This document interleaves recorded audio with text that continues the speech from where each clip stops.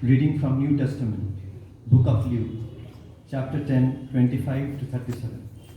The Good Samaritan. And behold, a lawyer stood up to put him to the test, saying, Teacher, what shall I do to inherit eternal life?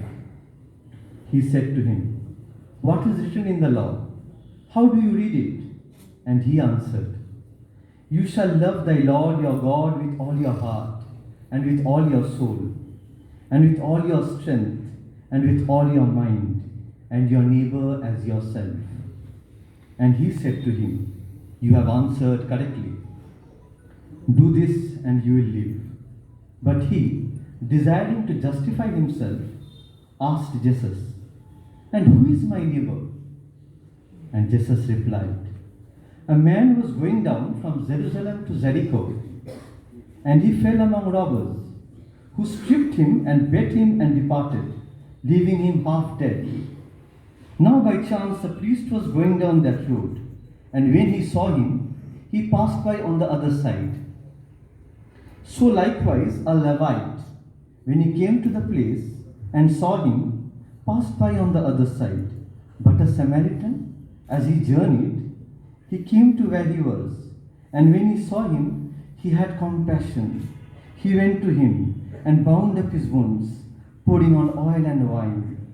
Then he set him on his own animal and brought him to an inn and took care of him. Moreover, the next day he took out 2 denarii and gave them to the innkeeper, saying, Take care of him, and whatever more you spend, I will repay you when I come back. Which of these 3 do you think was his true neighbor?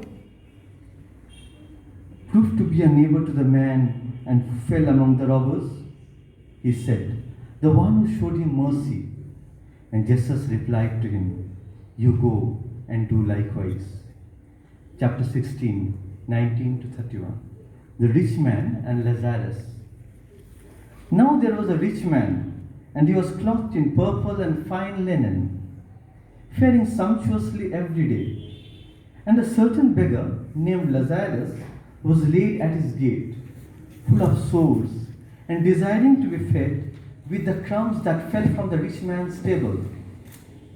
Yea, even the dogs came and licked his sores. And it came to pass that the beggar died. And the rich man also died, and was buried. But the beggar was carried by the angels into Abraham's bosom. And in Hades he lifted up his eyes, being in torments, and seeth Abraham afar off, and Lazarus in his bosom. And he cried out and said, Father Abraham, have mercy on me, and send Lazarus, that he may dip the tip of his finger in water and cool my tongue, for I am in anguish in this flame. But Abraham said, Son, remember that thou in thy lifetime receivest thy good things, and Lazarus in like manner evil things. But now here he is comforted, and thou art in anguish. And besides all this, between us and you, there is a great gulf fixed, that they that would pass from hence to you may not be able, and that none may cross over from thence to us. And he said, I pray thee therefore, Father, that thou wouldest send him to my father's house, for I have 5 brethren, that he may testify unto them, lest they also come into this place of torment. But Abraham saith, They have Moses and other prophets, let them hear them. And he said, Nay, Father Abraham, but if one go to them from the dead, they will repent. And he said unto him, If they hear not Moses and other prophets, neither will they be persuaded, if one rise from the dead. Chapter 14, 7 to 11. The wedding feast.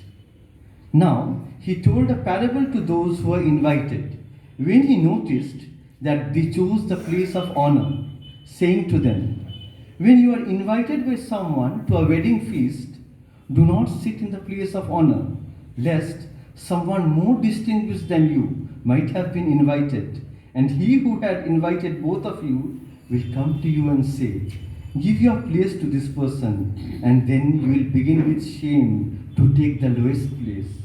But when you are invited, go and sit in the lowest place, so that when your host comes, he may say to you, friend, move up higher.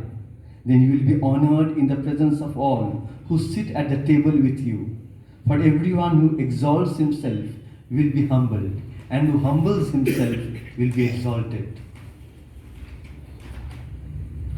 Our Father who art in heaven, hallowed be thy name. Thy kingdom come, thy will be done, on earth as it is in heaven. Forgive us this day, give us our daily bread, and forgive us our trespasses, and forgive those who trespass against us. And lead us not us to temptation, but deliver us from evil. Amen.